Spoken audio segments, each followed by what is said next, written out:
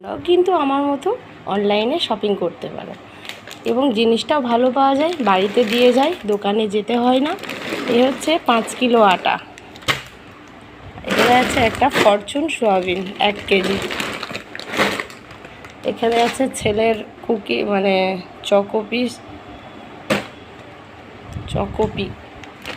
এখানে আছে বেসন, ফ্রেশ একদম। এখানে আছে তেল, সানফ্লাওয়ার। এখানে দুটো ফেস ওয়াশ আছে, বাসন মাজার সাবান আছে, চকলেট আছে আমার খুব প্রিয়। এখানে যে সানফিক্সটে মিল্কের একটা দুটো আছে, আর আছে ফেস ওয়াশ, চিনি, পোস্ত, পুরো ফ্রেশ।